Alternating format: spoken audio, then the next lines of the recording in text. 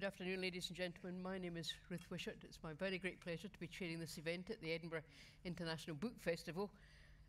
Perhaps I should start by saying that this book is unique because nobody else but you has seen it yet. It's just literally been published in paperback. It's been extensively rewritten, so you are at a premiere, basically. Now, first people able to buy it in the world. Well, I was coming to the commercial later. If you thought the story of the Salisbury poisoning of Sergei Skripal and his daughter Yulia last year was stranger than fiction, you're not really wrong, because for one seasoned journalist, it was a particularly gobsmacking event. For some time beforehand, he'd been working on a book with Skripal, the agent who'd worked both for Russia and for the UK and who'd been jailed in his native land for his trouble. Now, part of a subsequent high-profile sky swap, he'd been living a quiet, undisturbed life for many years in the English cathedral town of Salisbury. He had many English friends, one of whom, in fact, transported him and his daughter from the airport before that fateful visit. So our guest this afternoon, ladies and gentlemen, has a quite unparalleled insight into the nature and the thoughts of the man who almost lost his life on March the 14th, 2018. But the attempted murder also presented him with a number of dilemmas which were both ethical and journalistic. The Skripal Files, Putin, Poison and the New Spy War is the result of his painstaking piecing together of evidence from the police, from the intelligence services, security and diplomatic sources, and blending it, of course, with all of that earlier research. So this new paperback edition brings the story bang up to date, and it reads rather like a chilling spy thriller, which, of course, is exactly what it is. Please welcome Mark Urban. Thank you, Ruth. Let's just go back, if we may, Mark, to that strange moment when you first heard about the attack on Sergei Skripal, because nobody else, I guess, in your newsroom knew that you had any connection with the intended victim. Yes, that's right. I mean, this was on the Monday. The poisoning happened on the Sunday, the 4th of March, and on the Monday, the 5th, there were some folk in the BBC who'd heard that the hospital had been closed for an hour in the morning, what was going on in Salisbury, and they found out, and they circulated some copy, some text within the BBC with an embargo for 6 o'clock. And at about 5 o'clock, one of my editors came up and said, what do you think about this? I mean, what about this Skripal guy? And I said, well, you know, he was swapped in 2010 and he started working for MI6 in 1996 and yada, yada, yada. And the guy just looked at me and said, how do you know all this? And so then obviously I told him that I'd been seeing him and that, that there had been a book project in mind. I mean, I think beyond that sort of, if you like, almost superficial moment of oh my God, I really... My overwhelming reaction was one of sadness, really, because when I'd seen him the previous summer, I'd also met his son, Sasha, and in the intervening months, his son had died, basically from drink. And I knew also, obviously, that Sergei Skripal's wife had died of cancer in 2012, and I had a pretty strong idea that the unnamed at that moment young woman with him was his daughter, Yulia.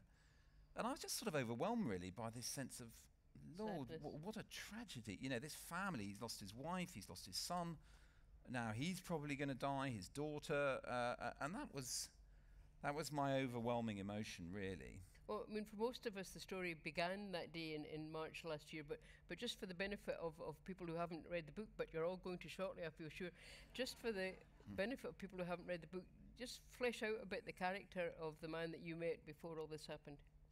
Well, I mean, Skripal, he's a kind of, I don't want to use a sort of well-worn phrase like larger-than-life character, but I mean, he's a big guy. He was a paratrooper in the Soviet army during what you might call the glory years, you know, in the 70s and early 80s of that arm in their military.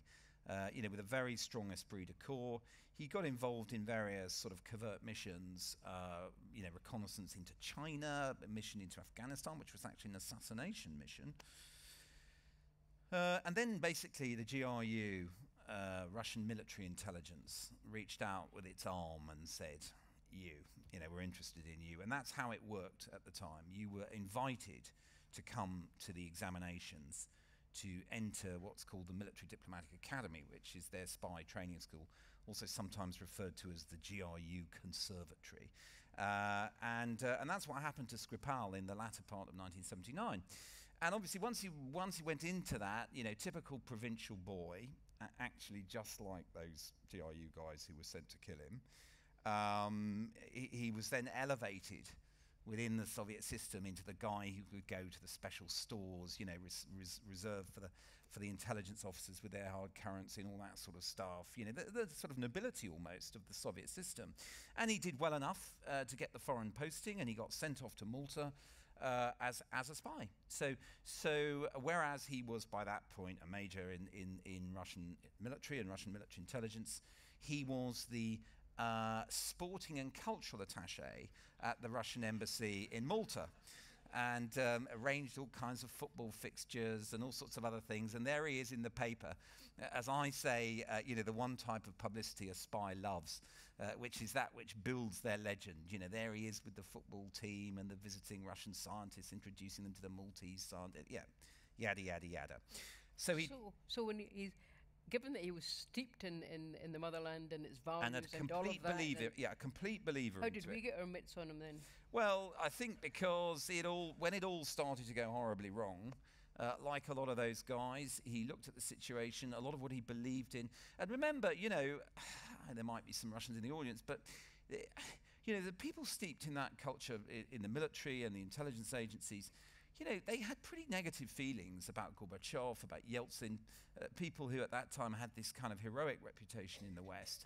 They thought they were destroying everything and giving it all away, allowing the other Soviet republics to secede, in the Baltics, the Caucasus, all those places, Central Asia. And that's what Sergei Skripal felt, and his brother, who'd also been serving in the army, was just left high and dry in Kazakhstan, with no money, no flat, or whatever, when they seceded. And he had to look after his mum, hyperinflation, pensions, needs some money, needs a route out of there. He tried to resign from the GRU in the, I believe it was the summer of '92. I'd have to double check that. Anyway, he tried to resign. And basically they wouldn't let him go and said, no, that's not how it works. You've got to stay in until you've completed your years of service. So by the time he got to Madrid, which was in 1993, he was, I guess, from a kind of MI6 point of view, I don't want to say hot to trot, but he was certainly ready to tango. And they spent quite a long time building up to that moment where they pitched him in the vernacular of those guys who do the agent recruitment and running. And by the time they actually did pitch him successfully, he was only a few months from ending his posting. So that happened in the summer of '96, in July, the pitch, and he came home in September of '96. Well, suddenly at that point, MI6 have got something that they haven't had, well, since actually the late 50s, which is an agent in place in the higher reaches of Russian military intelligence. And like a lot of these organizations, because of spies and penetrations, very compartmented. So lo and behold, their guy flies back in September '76 to be head of personnel. So someone with a view, and on the managing board of the whole organization, someone with a view of what the whole organization is doing, which is incredibly valuable in intelligence terms, because obviously he's going to get knowledge from all the different silos. He's going to know who's been posted to different countries. And why. Yeah. But the thing is that he was in there long enough, in with the bricks long enough to know exactly how high the risk was he was running, especially since he was just a few months from, with one bound he would be free. Yes. Yes, I mean, I think he, one of the curious things about being head of personnel was that he also oversaw the GRU's internal mole hunting unit. Handy, if you're the guy they're looking for. And he'd done a secondment with them between Malta and Madrid, during which time he had helped to hunt down another GRU officer, Colonel Baranov, who was working for the CIA. So he knew all about the risks and he also knew they were pretty penetrated.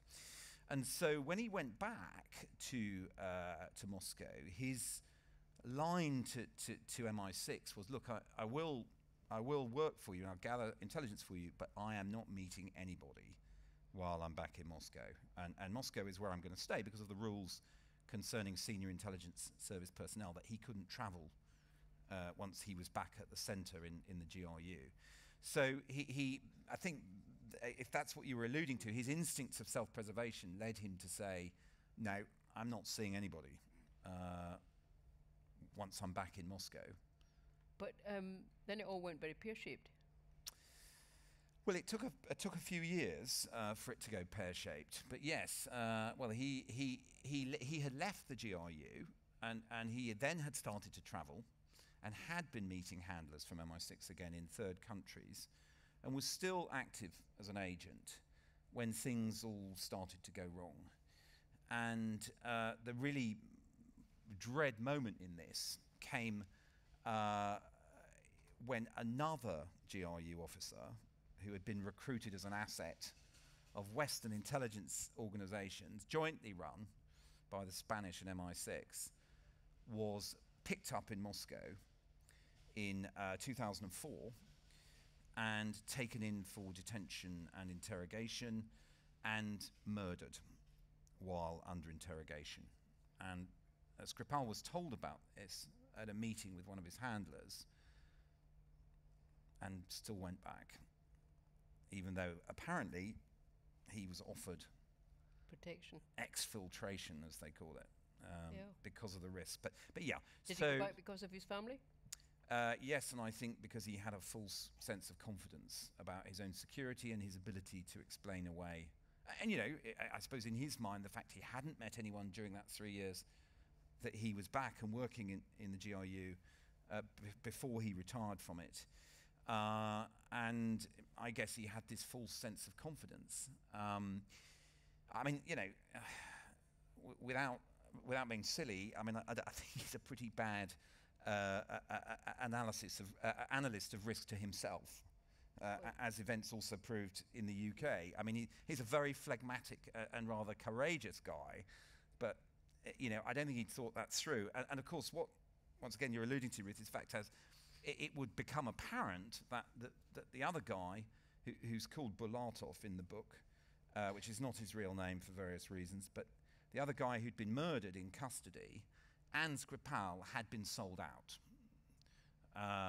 There was a traitor working it the other way, providing information to the Russians that allowed them to start picking off people who'd been in Madrid during a certain period, and working out that they all of them had been turned. Yeah. Yeah. Well, at least a couple that we know about. Yeah. Well, let's fast forward now to at the time he's been locked up, and then there's for reasons that we know, there's a spy swap, and he becomes the beneficiary of the spy swap, and he comes over here.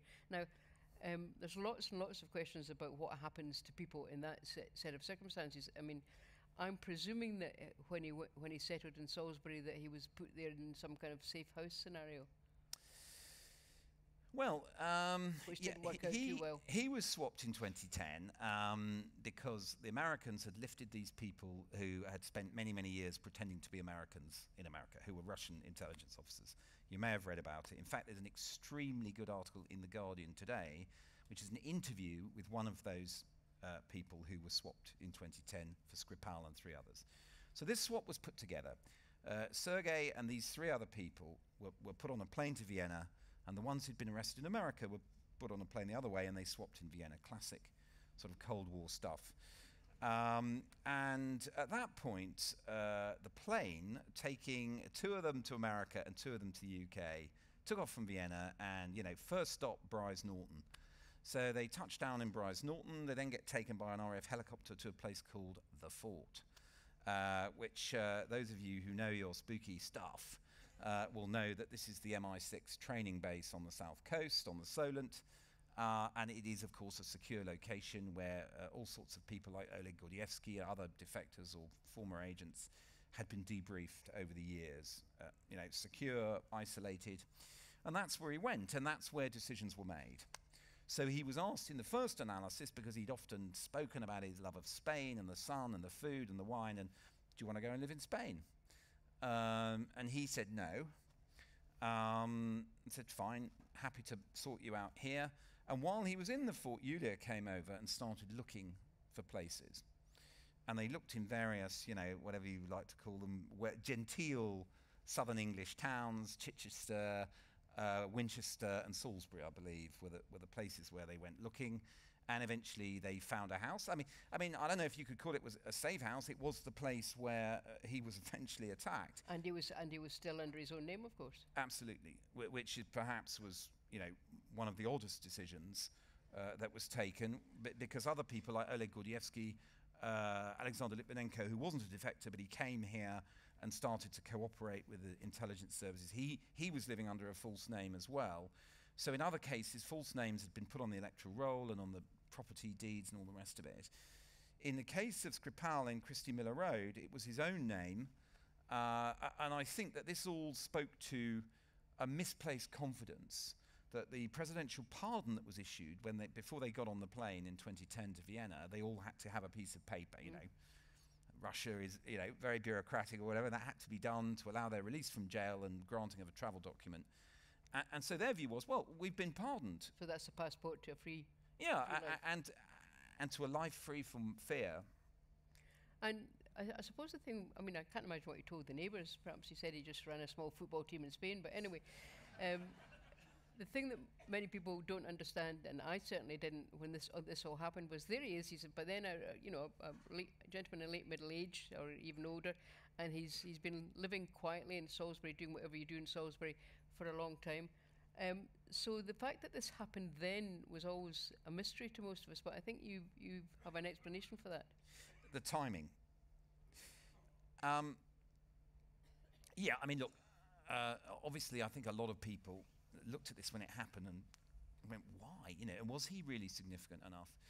And the answer that, when the first edition of the book came out that I often gave was, well, actually, if you want to make an example of one of these guys, there are very few of them in the West. There are only, I think, 5 ex-GRU guys of any rank who spied for the West or defected, of whom 3 are in the US. The other one in the UK came over in 1978, so that really is ancient business. That made Skripal a kind of suitable victim. But then we get to the question about timing and why did it happen in the timescale it did? Because we also know that efforts to sort of keep an eye on him, work out where he was, work out how they would target him if they wanted to, had been going on for a long time. His daughter's email account had been hacked since 2013, according to the UK government. We now know from analysis of the travel records of the 3 guys who've been identified as coming over here to do the operation, that a couple of them had been over a couple of times before, including exactly 1 year before, when General Denis Sergeyev, the commander of the operation, and Colonel Mishkin, who was thought to be the guy, he's the guy who had the medical training and was thought to be the guy who understood about the dynamics of poison. Yeah, that they had come over during exactly the same time window at the end of February and beginning of March in 2017. So was that a dry run for the next year? This is one of the areas where our government has been extremely tight-lipped. When you say to people, well, maybe they even tried to kill him that time. What kind of operation were you running here, to protect this guy? The view tends to be, no, this was a dry run. It was some kind of practice to see. And they had to find out certain things, obviously, about the house, about CCTV in the area, about how they would do it. Would they take the train? Habits, yeah. Exactly, pattern of life, as it's called. So they had to do all that. And so that required some previous visits, which we now know about through this availability of databases on the Russian black market, which, as you may know, this organization called Bellingcat and some other Russian journalistic organizations have made free use of these databases. And so then the question is, well, all right, they've clearly been thinking about this for quite a long time. What about the days actually leading up to the 4th of March? Well, now we know real latest news, because Bellingcat got hold of General Sergeyev's mobile phone records about frantic phone calls to Moscow travel agents on the 1st and 2nd of March. And that also the flights were booked very late, very soon before the operation. Now, obviously, it's reasonable to assume that by hacking Yulia Skripal's email, they knew her timetable for visiting the UK, that she was going to fly on the 3rd. They knew that once she was with her dad, if perhaps they'd put malware on her phone, or by those kind of methods, they could keep a very fine track on where they were, and that was a good moment to go. But then but was it a good moment in a wider sense? Yeah. Because at that point, Putin was just over 2 weeks away from an election. Now, a lot of the thinking after it happened, and including by Russian official spokesmen, was, why would we do this thing just before an election? It makes no sense. But I think it did. And there was a very interesting guy who was interviewed by David Dimbleby in a long piece he made for the BBC in the summer of 2018 called Abbas Galiamov, who was very much inside the tent with the Kremlin, a guy who used to be a speechwriter for Putin. And he said, well, it worked very well in changing the whole election, from an election about economic issues, and generally he wasn't polling very well, into an election about Russophobia. And I think when one looks at it retrospectively, I think that also helps to explain why you would use a signature poison, as in the case of Litvinenko and polonium-210, why you would use a couple of guys with pretty flimsy aliases in terms of their fake passports, as journalists subsequently discovered when they investigated those fake identities. And you're going through the most highly surveilled public transport system in the world, If you just think yourself into the shoes of the GRU operational commander who says, right, I've received an order to assassinate Skripal, you think, okay, well, what I'll do is I know this guy in Bucharest who's with the mafia. He's actually a GRU asset. He can pick up 2 hitmen with a long record. They'll travel over there. They'll murder him in his bed. They'll make it look like a break-in. Even if they get caught, they won't know anything. Which brings us to the conclusion, of course, that they wanted it to... Yeah, that you're using decorated senior officers in the GRU to carry out the operation. Firstly, because you want it done properly. But the signature But poison... it wasn't done properly. Well, it was pretty clumsy. But if your assumption is that you want it to be noticed... Yes, and you want it to be noticed pour encourage les autres, presumably. You want everybody message. Else to know that if you mess with a motherland... if you take British Judas gold and spy for our enemies... There's no hiding place. And we will always catch up with you eventually. Clearly that was a motivation. But I think also to stimulate what could be described as Russophobia, which was the immediate response of Sergei Lavrov, the foreign minister, Dmitry Peskov, all of them, that was their initial public line about groundless Russophobia. But there was also, various Putinesque U-turns here, because it was Putin, the terribly concerned, compassionate man, saying, poor old Sergei, what Only a shame. after the election. Yes. But then there was Putin, well, for heaven's sake, I think it translated as scumbag. So, that was quite a journey from poor old Sergei to scumbag.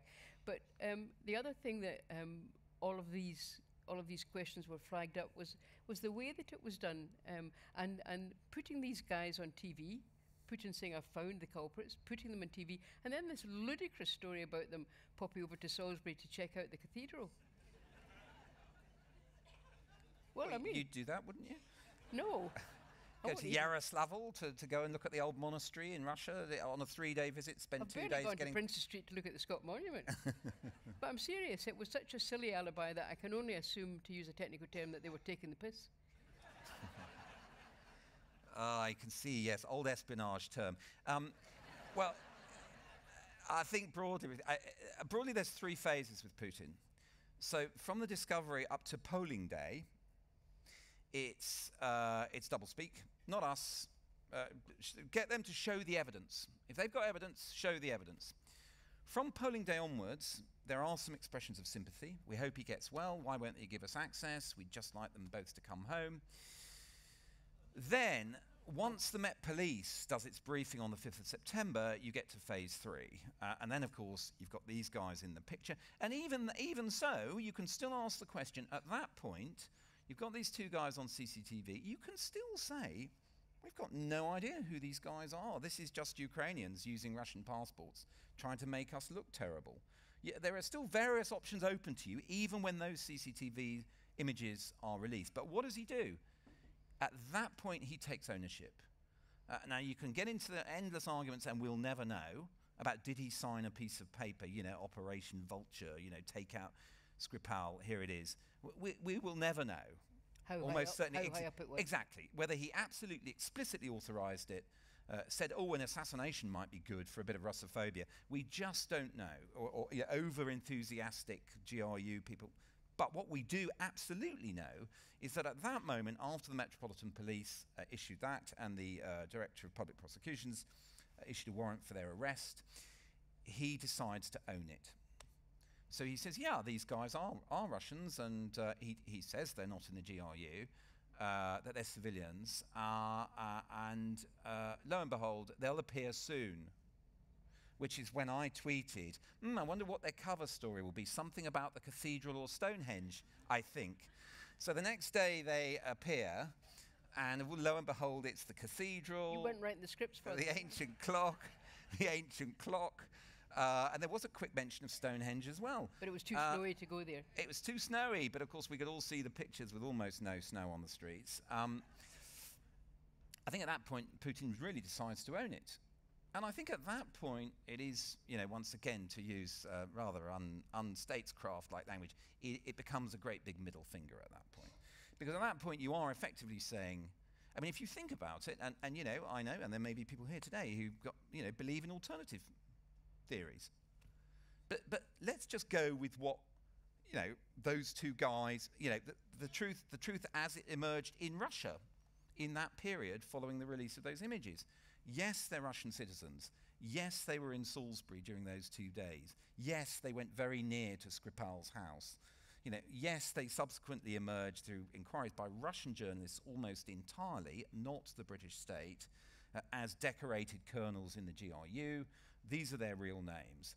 Now, okay, those last two bits the Russian authorities might dispute, but they don't dispute at all that those guys were there, that they went right up to Skripal's house in the neighborhood in the last CCTV image just a few minutes before they believed the Brits believed the poison was applied.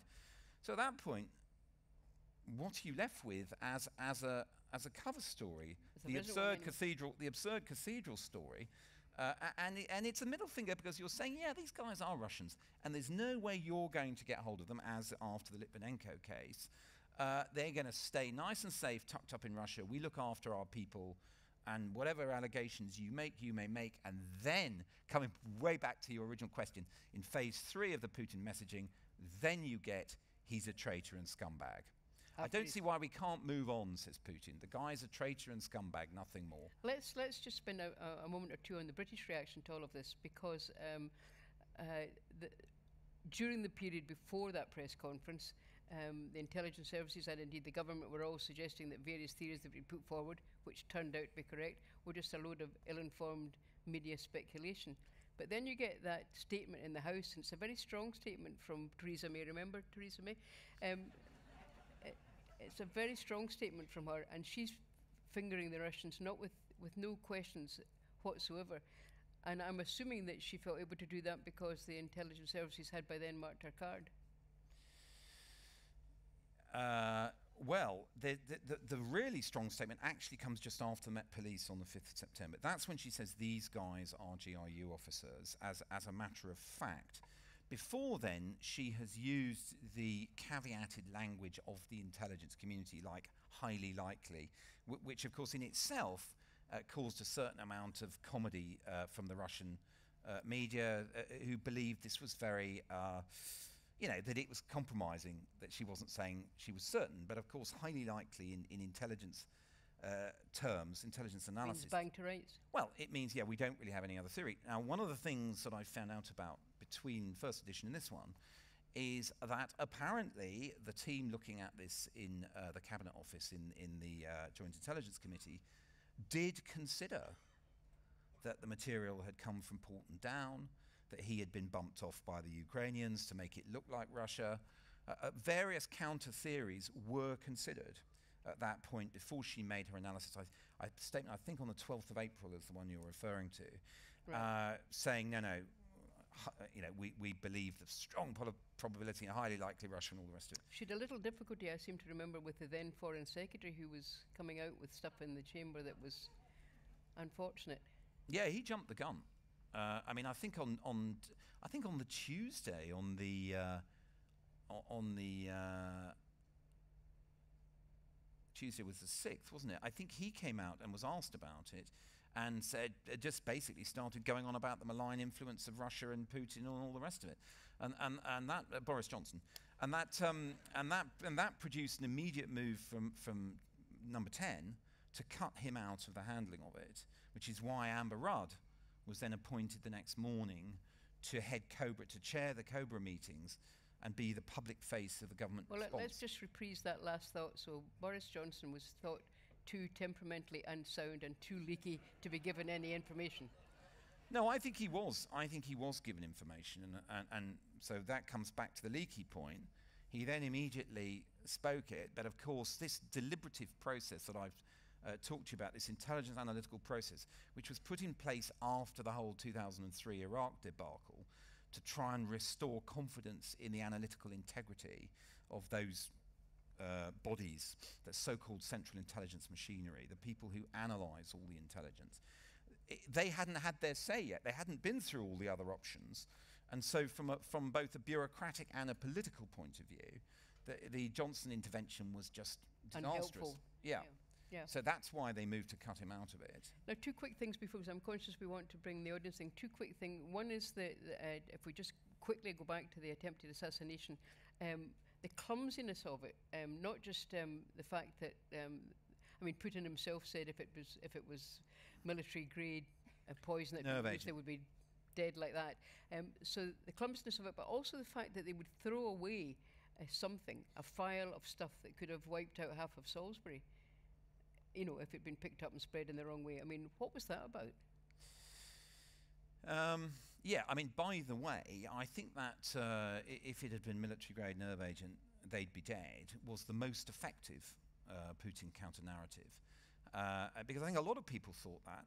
And until the Met Police came out with their, very clear CCTV images and all the other stuff, and then others built on it to give the true identities of those people, a lot of people thought, yeah. And there was an implied message there from, Putin, the old Chekist, we know how to take care of business, which people also found convincing. So yeah, so if it was really the Russians, how come they survived? I mean, really, what you come down to there is this question of dosage. The way the agent was packaged up, it was a liquid, a very almost treacly liquid in this fake perfume bottle, a little squeeze onto the door handle. A lot of it apparently dripped off the door handle. You touch, it went through skin absorption, which is why it took several hours to have effect, well, a few hours to have effect, and even then, the dosage. Now, as we know, because it happened when Dawn Sturgis, I beg your pardon, put it on and tragically died, what she did was to squish it out from the thing And rub. Yeah, and obviously I think the hospital said that she'd had at least 10 times the dosage that Skripal had, and obviously that was going to be fatal to her very swiftly. Now, yeah, going back to the disposal of that Nina Ricci bottle. Firstly, when people say, this is the official version, it doesn't probe the weaknesses of the British. The weakest part of the whole British case here is around that perfume bottle, which is that the police have absolutely no evidence about what happened to that dispenser from when they say it was used to be put on the door handle in Christie Miller Road, through to the point that it kills Dawn Sturgis. I've heard from people investigating various theories. Some are that it lay in a bush for ages, then someone put it in a bin, then Charlie Rowley found it. Others are that he'd found it weeks before but couldn't remember. Then sort of once he became involved with Dawn, thought, this might be a nice present, gave it to her. Yeah, but the bit I don't get is why. Why they just got rid of it. Yeah. Well, look, the one thing you wouldn't want to do is travel back through an airport with it.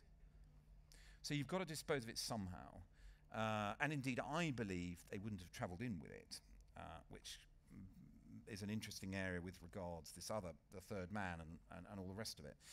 as to how they got it, and then your question, why on earth did they get rid of it that way? They just, no way did they want to be coming away. If you imagine in the sort of cliche Hollywood image of these guys walking away and blue flashing lights behind them and wailing sirens and them trying to look calm as they walked out, we know it wasn't quite like that. But in the psyche of someone who's just carried out an act like that, you do not want that material to be on you. And remember, you're not on a diplomatic passport. Those two guys, as they go back to Salisbury station, they know that if they're in the bag, it's a life sentence in a British prison. They're not on a diplomatic passport. They can't just try and claim that, they've got the right to be there, yada, yada, yada. So they clearly got rid of it in haste, or we can assume this. But the fact that the police don't know exactly how they got rid of it and how Charlie Rowley then found it leaves a big hole in there. Yeah, it's a big hole, and it's why charges of murder or further charges relating to Dawn Sturgis have not been laid even up to today. Partly because, as you say in the book, that the MI6 were quite happy to calm things down a bit. But one last thought, because I don't want to defraud the audience of time, Mark. One last thought. When we were chatting earlier on, you were saying when you were writing and updating this book, you yourself were subject to hacking attacks. Yeah. In the very last phase, when we were working on the story of General Sergeyev's phone records, so I won't go into all of the precautions that I take when working on a project like this, but they're very extensive.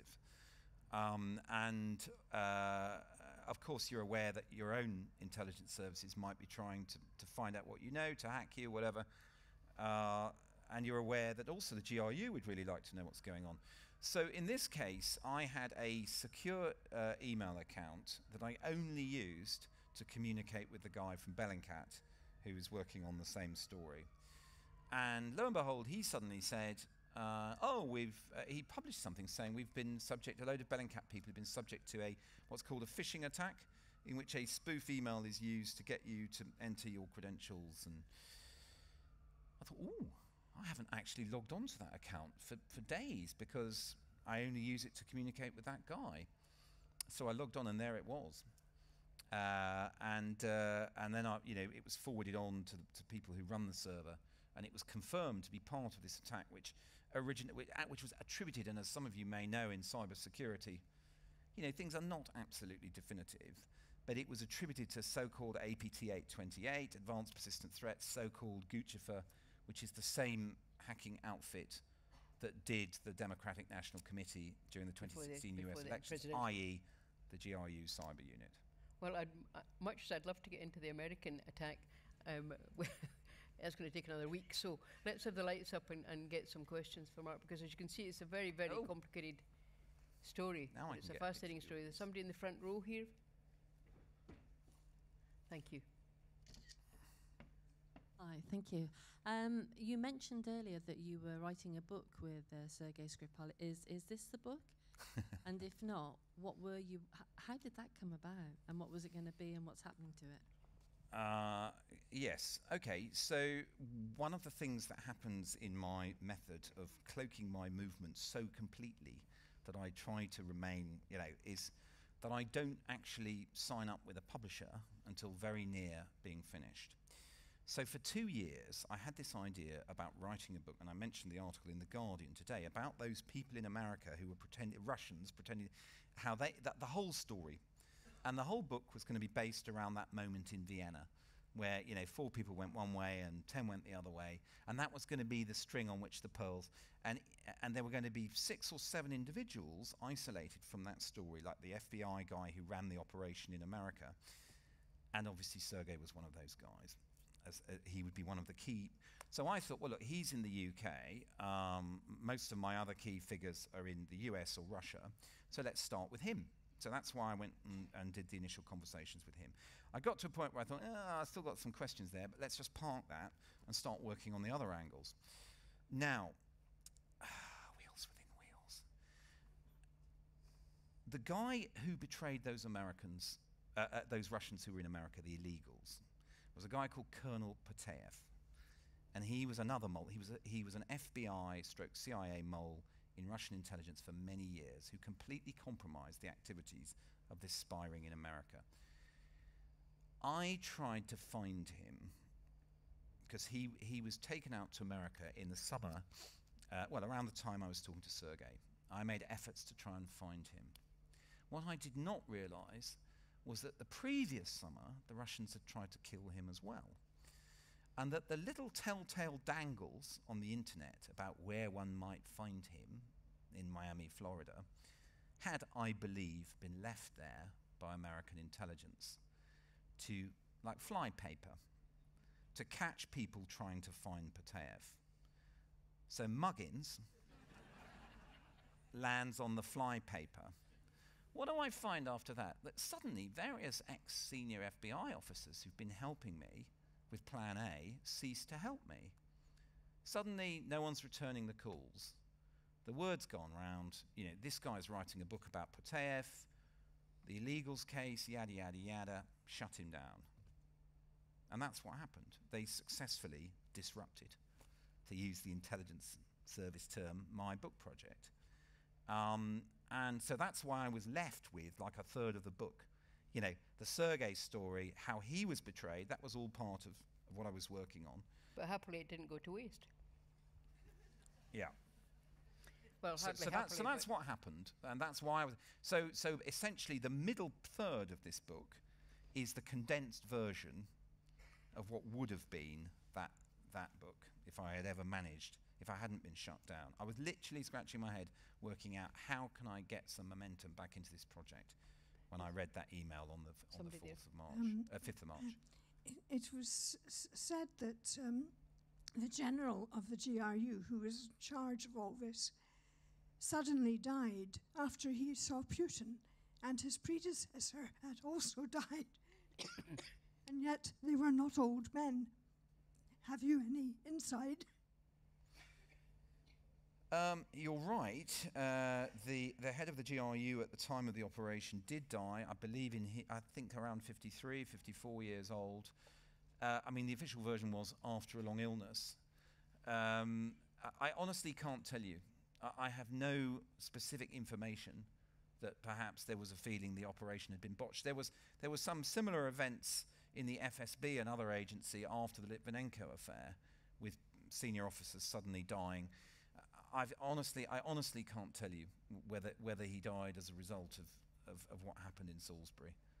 Perhaps, he did die of a heart attack. These guys certainly knocked back the body. I don't know. Got somebody there? Gentleman here?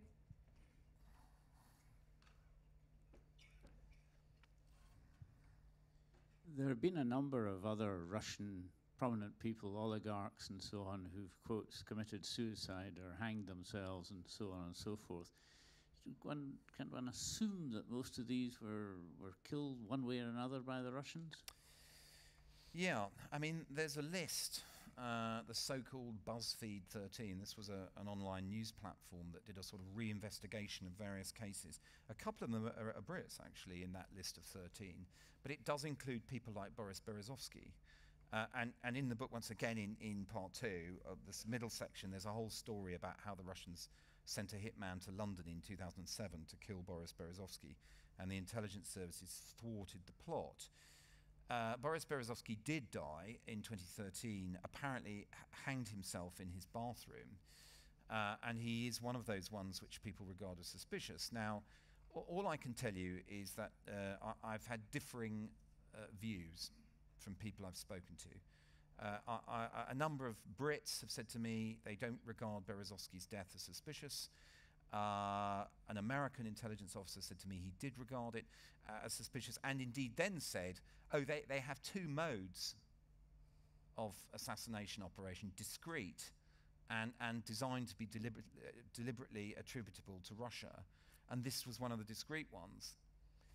The one who is really suspicious is a guy called Perepelichny. I don't know if you've ever looked into that, but he was the guy with a house in St George's Hill, I think, in Surrey, who went running and then shortly afterwards came back and died.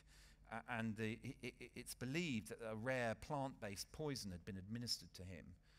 What I do know is that some of the detectives who were working on Operation Wadana, which was the inquiry into the Skripal case, were moved afterwards into looking at Perepelichny and the, I believe his name was Glushkov, the gentleman who died in New Malden, also believed to have hung himself a few days. It was just around the discovery of the Skripal plot. So I know for a fact that those two cases are being looked at again by the police, are being reinvestigated as other possible hits. Somebody there?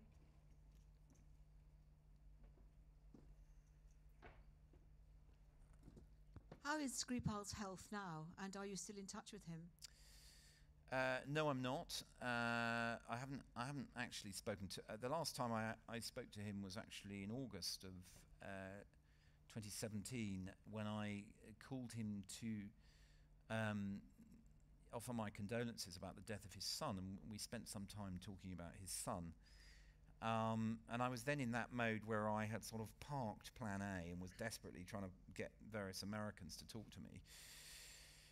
In terms of what's happened since, I mean, there have been some stories that in the newspapers that he's had relapses. I'm not completely sure this is true, but it has the ring of truth about it. So I would think he's sort of okay, but his health is still a bit fragile. From what I understand, her health is pretty robust and good. And, you know, that once again, in terms of the way this has been handled officially, it does beg the question about why they haven't either made any further public appearance or been allowed to speak clearly. I've been trying very, very hard, pushing all the relevant buttons to try and get that. I would like nothing more than to interview him for the BBC, clearly. And I've been told again and again and again he doesn't want to be interviewed. And you know, from my experiences with him initially, I can believe that's true. He really does not like journalists, and he really doesn't want to have that kind of profile. And if you consider, for example, that, you know, maybe just due to what he's been through, his appearance might be quite different. Does he want to remind people what he looks like? Well, he lost a lot of weight. Sure. I think, I mean, he's one case, but Yulia. Yeah, Yulia, absolutely. Was supposed to be. And we have seen her, and we have seen her. Yeah, and she was supposed to be going back to Russia, and she had apparently a relationship there and an apartment there and so forth, and that's all gone to pigs and whistles, presumably. I'm told she's changed her mind, and clearly the circumstantial evidence is she hasn't gone back. So it seems to be true that she did change her mind. And this is one of the things we can talk about, because it was an on-the-record session, but I asked the head of MI6 in Munich, where he was for a conference earlier this year, what I thought was a terribly clever question about, do you assess that there's an ongoing threat to Yulia and Sergei Skripal from the Russian intelligence services? Sort of expecting him to say no, then my follow-up was going to be, okay, baby, let's have the interview. Instead of which, chess player as he was, he without saying, yes, we do assess there's an ongoing threat, he sort of said that they think there is an ongoing threat. And he said some words along the lines of, the quote is in here, but words along the lines of, we wouldn't put anything past them. So that's the official line on the record from the chief of MI6. We believe there's an ongoing threat. So that's the reason they give for why they're still living in a secure way, whatever you want to call it, safe house, that type of thing, and why we haven't heard more from them. Okay, more questions? There's somebody right beside you there. Oh, there's two people right beside you there. Perhaps you could just pass the mic along. Thank you. Mark, was it a total coincidence that Skripal chose to live near Salisbury, given that the hospital in Salisbury seemed to have quite an expertise in chemical treatments because of its proximity to Porton Down? I mean, I think it was a coincidence in the sense he could have ended up in, you know, Chichester or somewhere, or I mean, that the decision to choose that road, I think, was made with certain considerations in mind. So a lot of the people living in that road were police officers. because the houses had been built for the police force, and then it was one of those things that had been sort of privatised. But a lot of the original residents had stayed on in there. The short answer to your question is no, but having interviewed the medical team, it self-evidently was extremely valuable that there was that expertise in the hospital, and that was part of their disaster contingency planning that was regularly practiced. But the most important piece of happenstance in that regard was that the paramedics, like many, I am told, I don't know what proportion it is, but it's like 60% of all the ambulances that go out on emergency calls had atropine. And that the atropine was administered because they thought they were dying of an opioid overdose and had a very weak heartbeat. And that's the reason they carry atropine, is because of, I forget the medical term for a fading heartbeat, basically. So they gave them atropine and they supported their breathing during the period when the nerve agent, and coming back to the Putin quote, should have basically knocked out their breathing. They were there with the wee bag thing to support their breathing for, I think, something like 40 minutes before they were at the place where they collapsed, literally in less than 5 minutes, I think, after they'd collapsed. And until they got them into the ambulance, which I think was 40 minutes, they were supporting their breathing the entire time. Then they got them into the hospital, and I spoke to the intensive care nurse who received them into the hospital. And in less than an hour from when they collapsed, they were fully rigged up with all the intensive care and breathing support. And I think, you know, if you know anything about how nerve agents work, I mean, they give you the initial shock, but that in most people who die is from basically breathing stopping. And the fact that they were then able to support their breathing pretty much from the outset is what kept them alive. Just before we go to the other lady, we haven't established what's happened to Sergeant Nick Bailey. Is he?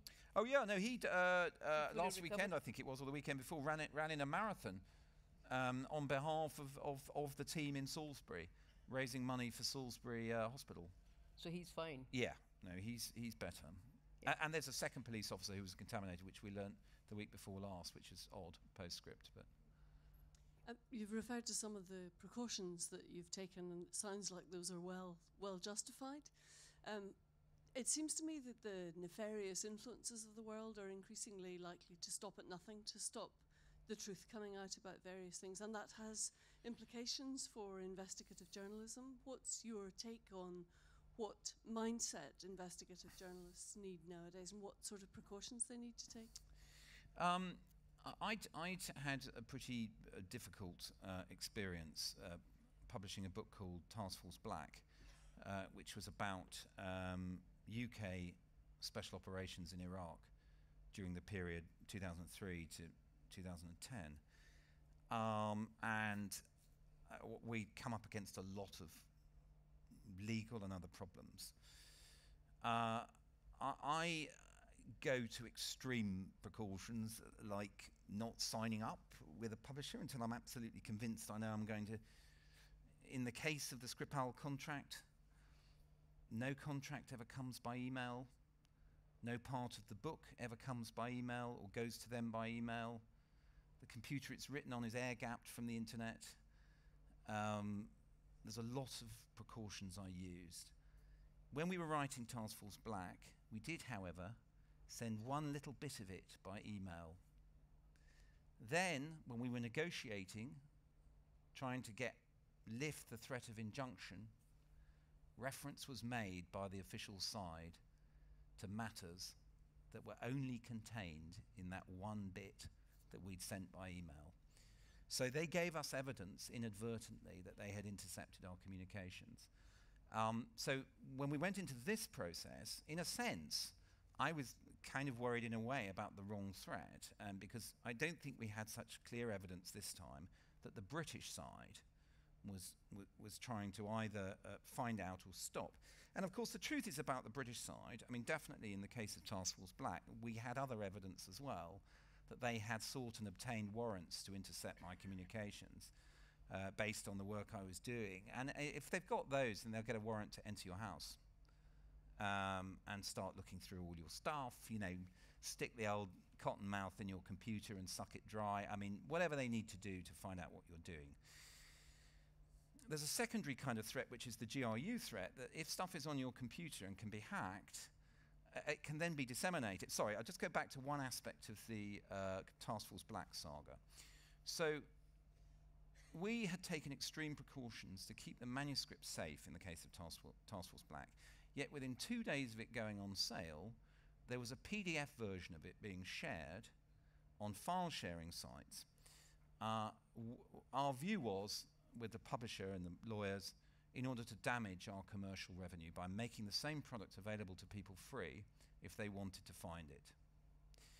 So all of these things, you're up against all of these things if you want to write a book in these sensitive areas. So, you know, the Western approach, if you like, might be more in terms of damaging your commercial, keeping you under threat of injunction.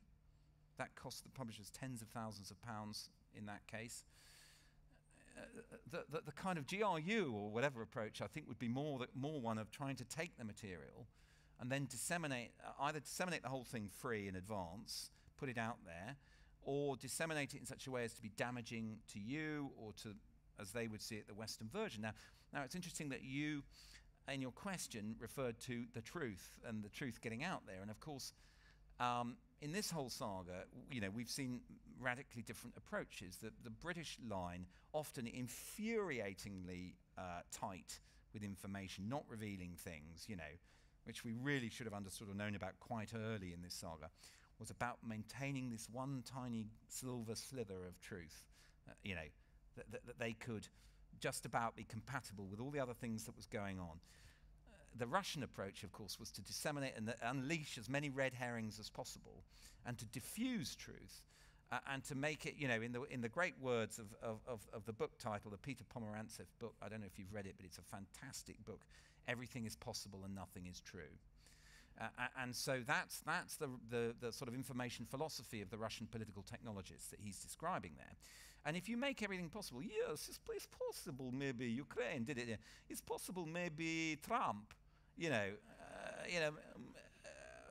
there's a version out there, oh, it's to do with the dossier, the Crystal dossier, and Skripal had given, which is, you know, Skripal never did give any information to the Trump dossier, whatever, but, you know, there's people out there who believe that. And that's all part of the defocusing of narratives, which the absolute object case of which is the shooting down of the Malaysian airliner MH17 over eastern Ukraine, where you get Russia just going for anything possible that diffuses. And we had it in the early phase of this. Oh, you know, Novichok, is it really a Russian thing? Wasn't it made in Uzbekistan? Haven't the Ukrainians made it? Haven't the Czechs made it? The Swedes? A whole list of people. And yet suddenly then, when we get the new narrative, oh, if this was a deadly nerve gas, they'd be dead. Oh, well, that applies surely to the Ukrainians, the Czechs, the Swedes, the, you know. But, of course, it doesn't matter at that point. You know, all those different narratives about where the Novichok might have come from maybe fall away at that point and we're on to something else. I don't think, ladies and gentlemen, we could do any better because we're out of time. I don't think we could do anything any better than leave with everything is possible and nothing is true. But I should say that happily for you, Mark is going to be in the main signing tent, which is left and left again in what used to be the old cafe area, and you'll be able to chat to him again then, and you'll also be able to be the first people in the UK, indeed the world, in the whole world. You are the first customers 3 weeks ahead of pub date. I was going to say that. Anyway, it's a world first. Please buy it, please read it, and please say hello and thank you to Mark Urban. Thanks very much, Ruth.